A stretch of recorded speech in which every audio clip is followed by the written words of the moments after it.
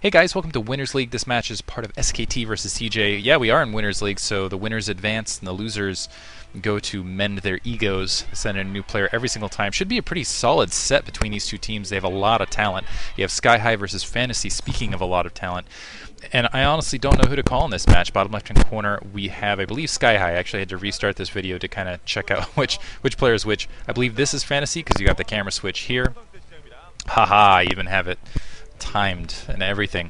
Anyway, yeah, he's starting in the upper right-hand corner. In yellow, bottom left-hand corner, we're going to have Skyhigh in red. This is on Matchpoint, which, wow, Terran versus Terran is going to be really, really nutty. I think Terran versus Terran can be kind of boring. It can just be like, oh, okay, you got the airdrops and the counter airdrops.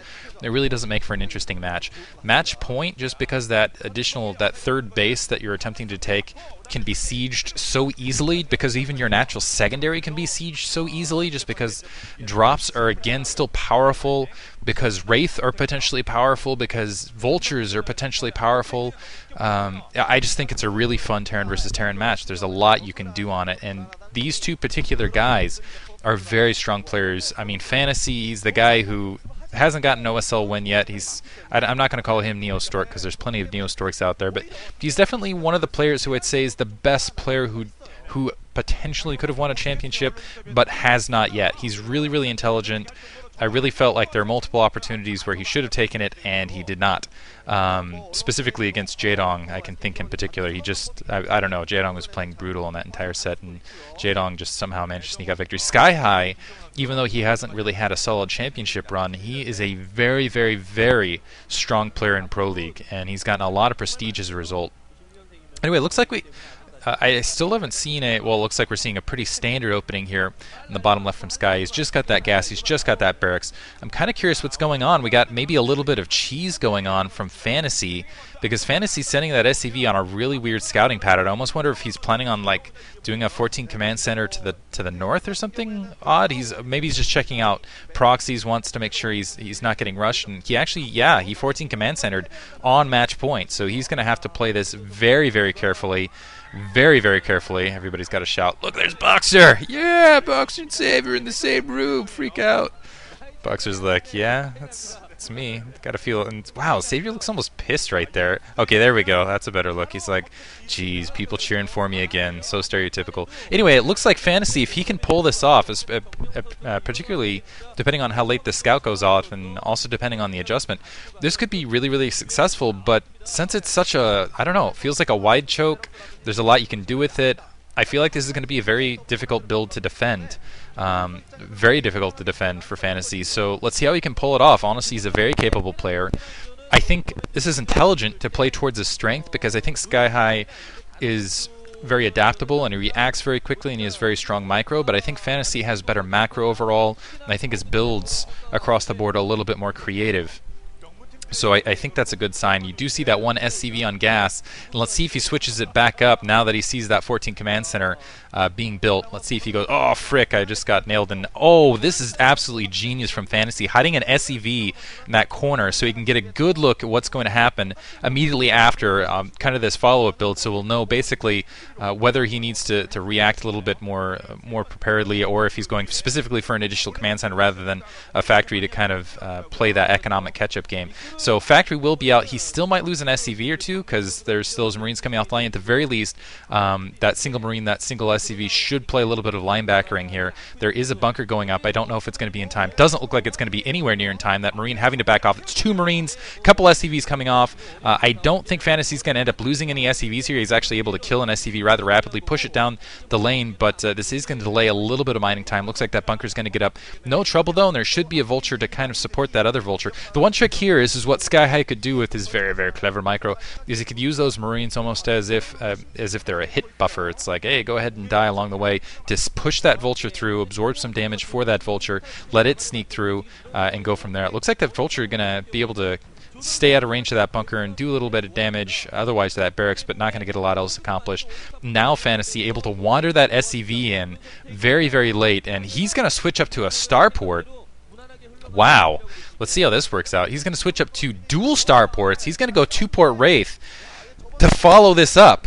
Wow, this is absolutely nuts. And it looks like what I said is exactly what happened there. The Vulture able to sneak through. This is going to be critical, more critical than it would usually be, because it looks like he's going to be able to spot the starport first of all. Let's see if he's going to be able to spot that second starport, but this is a complete botch. I almost feel like Fantasy should cancel that starport now and plop down another factory. But yeah, Skyhigh, that just shows you strong micro, able to push that in. It looks like he's going to be able to see both. Yeah, he's still going to finish it. This is one thing that annoys me, is oftentimes you'd see foreigners at this stage, they would adjust. They'd be like, okay, I'm still economically ahead. Yes, I lost some SCVs there. Well, I'm economically even at this stage. Let me just cancel that second starport and adjust and do something else. But I feel like guys at this level, when they're on TV or something like that, they have brain damage or something, and they're like, screw it, I had a plan. I'm going to stick to the plan, even though they completely scouted it, and they're going to be able to stop it really, really easily. I guess I shouldn't count the chickens before they're hatched, because it is possible, it's very, very possible, that Skyhigh still might lose this match because Fantasy's just able to overwhelm them. But honestly, I don't think so. I really think that Skyhigh should be able to adjust to this fairly easily in big pro league. And they're going to show you kind of a little bit of harassment there on the front door. Supply depots is going to get stopped from being built. And you can just see Skyhigh, they're just showing the first-person view. No music either. It's just kind of relaxed, hanging out, watching it. This is an odd time to do this view. Looks like just... wow, constant stream of vultures. Looks like the two go, and I think, yeah, he did see the two starports. Definitely saw the two starports. Can't talk all of a sudden. And I think he's going to have, yeah, first of all, he's going to be able to build his economy. Second, Fantasy's just going to be investing too much to try to work with this. Yeah, he's going to get that barracks, which will stop additional factories from being planted, but ultimately I still feel like Skyhigh is in an absolutely fantastic position to, one, defend this. It's just a big resource investment to go two-port rate to begin with. The one thing that could pay off for Fantasy is, even if he doesn't do a lot of damage with these Wraith, if he can immediately switch around, get a lot of factories planted, and then go dropship and absolutely just play map control from there, I think it's possible that he could still pull something off. I guess it depends on how... the way Skyhigh kind of follows this up. If he goes a little bit more high turret defense, looks he's, wow, going 3 machine shop. He's already got some Goliaths down. Looks like he's going to switch into a very, very heavy tank underneath, and this could actually really throw Fantasy off, because Fantasy, I think, is expecting, first of all, to play against a lot of Goliaths here, but I really think this is a very intelligent maneuver, because there's no way Fantasy's going to be able to keep up in pure tank production with two-port Wraith, particularly if he switches over to dropship. He's just going to end up getting absolutely destroyed on the ground. Granted, he can still do some drop bombs and things like that, but he's not even going to need to siege a lot of those siege tanks.